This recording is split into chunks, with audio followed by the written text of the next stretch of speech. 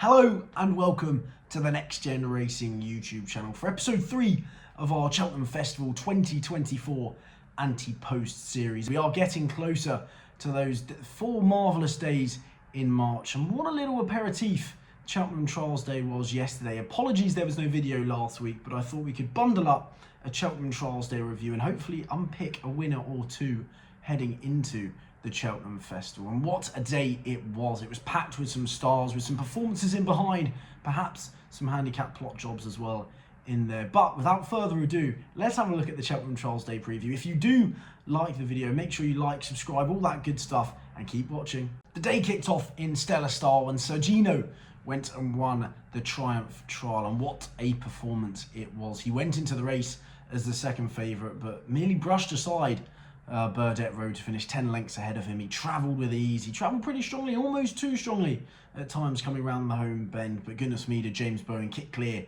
when he won by 10 lengths. He travelled very strongly. I mean, the time he showed exceptional pace in the last 3 furlongs to put the race to bed. It was by far and above the best juvenile performance we've seen so far. I think he's probably a worthy 6-4 favourite for the Triumph. Would I be getting involved at that price? Is probably not before the Dublin Racing Festival, but look, he jumped, he travelled, he showed plenty of pace. If they went an early pace in the Triumph or it came up very deep on the day, he'd have questions to answer, but he maintained his unbeaten record going into yesterday, and goodness me, what a performance it was. And then there was an almighty shock in the Clarence House as Elixir de Nuts and Freddie Gingell overhauled John Bon in the closing stages, and what a result it was for Elixir de Nuts. A first grade 1 for Freddie Gingell, and of course the Tizard team landing another top level success. Now of course there's only one place to start, and that is John Bon. Goodness gracious me, no one saw that. The 4-1 on favourite did not jump with fluency whatsoever. He just could not get into a rhythm, maybe getting worked up in the preliminaries, told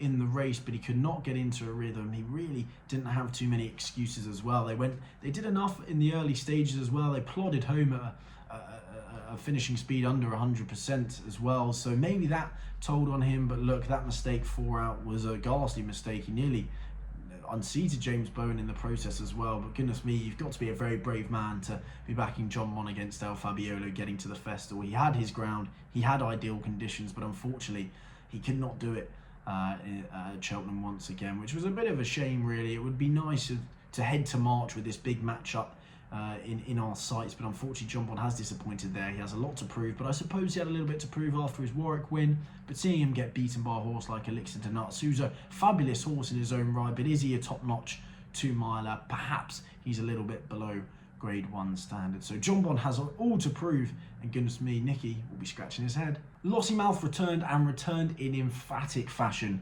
in the international hurdle, and what a performance this was. Any doubts that her break would tell her tale? It really did not. I mean, she locked onto the bridle, she travelled powerfully the whole way around, and she took that customary keen hold which we've been used to seeing with Lossiemouth. But goodness me, as soon as Paul Townend got to the front, she absolutely scooted clear. The race was run very similar to the Triumph Trial. She showed tremendous late speed. She's 8-11 for the mare's hurdle, and considering the way the Ante Post market is, to be honest, I don't actually think that's the worst value in the world non-runner no bet when you look at the likes of Marine Nationale odds on. Galopin de Champ even money when he has a few worthy rivals there. I know Ashro Diamond went and did the business at Doncaster with Gallimar so in behind, who was very disappointing. But look, that is the performance to beat in the mares division this year. We have a few running today on Sunday. You Wear It Well's running over 3 miles, as is West Balboa. But goodness me, they may, if they do like the 3 miles, try and switch to the old Stayers hurdle route, because Lossiemouth, she probably will have questions to answer if they go at a good clip, if it comes up soft on the day over the 2.5 miles, if it turns into a bit of a staying contest.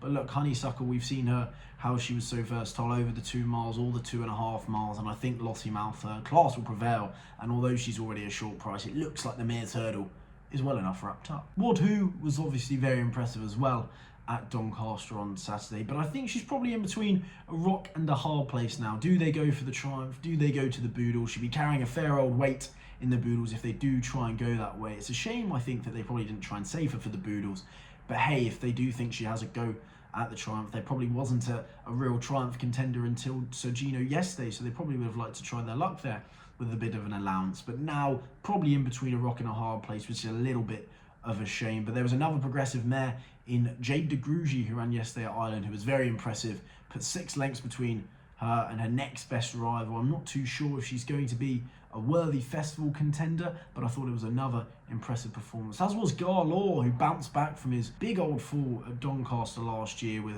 an impressive win over 2.5 miles. Dropping back to that trip, he got into a lovely rhythm and his class prevailed in the closing stages. Now, there was one performance that was purposefully omitted from the previous discussions, because away from the obvious, I think it was probably the most impressive performance of the day, in my opinion, and it ties into the first selection for this week's episode of our Ante Post series for the Cheltenham Festival, and it is Ginny's Destiny, who was extremely impressive in the Timeform Novices handicap chase. He got into a beautiful rhythm under Harry Cobden, jumped for fun and stayed on in the closing stages. Very reminiscent of Stage Star, as Paul Nicholls said, but goodness me, I was seriously taken by this performance. Ginny's Destiny was of course a respectable hurdler, was second to Grade Dawning in a Grade 2, rated at 135, but putting a fence in front of him has brought him on leaps and bounds, pun intended.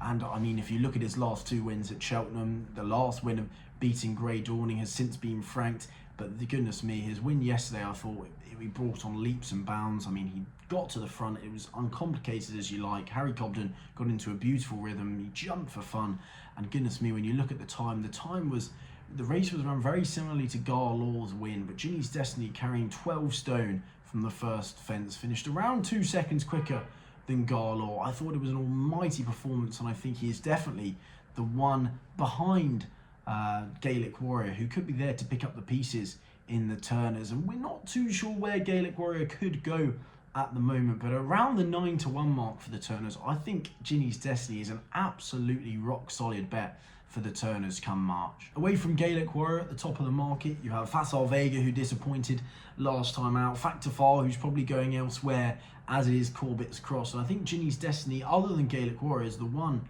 horse to actually stick his hand out and say, yes, I do have worthy Turners credentials. I know if Facile Vega goes there, of course you'd have to respect him, but I can't really see at this moment in time, Ginny's Destiny being outside of the first 3. And I know it's quite early to be betting each way with regards to the festival, but I think at 9-1 he is a rock solid each way bet. I'm very happy to bet him at each way at this moment in time. If Gaelic Warrior does run over 2 miles at the Dublin Racing Festival and then drops back to 2 miles, we know they're still up in the air as to where they may send Gaelic Warrior, and if he isn't in this race, I think Ginny's Destiny is a very, very worthy favourite. He's shown plenty that he likes Cheltenham, he likes 2.5 miles, he loves the course, it looks like he's still very, very progressive, and I think he's done it on the clock, he's done it with beating good horses as well, and I think he's an absolutely rock solid opponent for Gaelic Warrior. And the second selection for this week's Ante Post preview is actually going to come in the Boodles, and he was entered to run on Saturday, but the ground fortunately didn't come up for him, and it's going to be the Gary Moore trained Salva,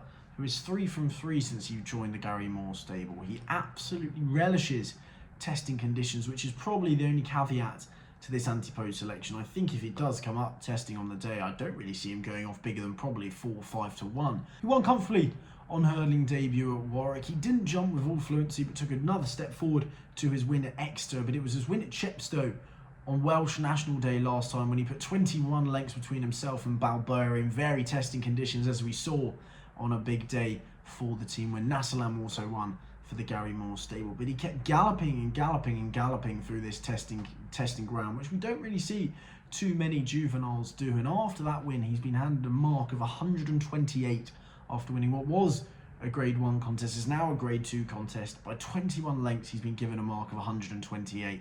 They may have been thinking of rolling the dice for the Triumph, but after the Triumph trial, he didn't run in the Triumph trial. Surely they'll be thinking of running him fresh in the Boodles off a mark of 128. I think it's a very, very lenient mark after his win. Of course, as I mentioned, there is the caveat that he'll probably need softer ground, but if it does come up soft on the day, I think the Boodles is a very tricky market, especially now Wadhu may have to run in the Triumph after winning yesterday. There are a few in there which are quite hard to make a case for, and I think at Salva around 16-1, non-runner, no bet, I really don't think it's the worst price in the world. He loves the ground, he jumps for fun these days, it looks like. He gets into a nice rhythm, he'll stay and stay and stay.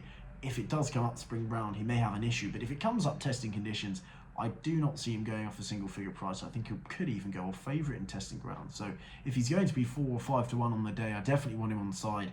Non-runner, no bet for sure. So at 16 to 1, Salva is going to complete the additions to our Ante Post portfolio. And that's all for this week's episode of the Cheltenham 2024 Ante Post series. We are getting closer, folks, to that wonderful 4 days in March. And do leave below your current Ante Post best bets and also any fancies that you have from the weekend just gone. And of course, your best performance from Trials Day. It was a marvellous day's racing, a very refreshing day's racing all around the country and in Ireland now. I'm off to Cheltenham this afternoon to watch the Group 1 Centenary Sprint Cup, where Lucky Swayness is about 5 to 1 on to go and do the business. So do enjoy your week, and we'll be back next week with hopefully another selection or two. There's already 1 or 2 lined up with hopefully another handicap selection. So do leave below all your bets for the Cheltenham Festival this year. And without further ado, thanks for watching.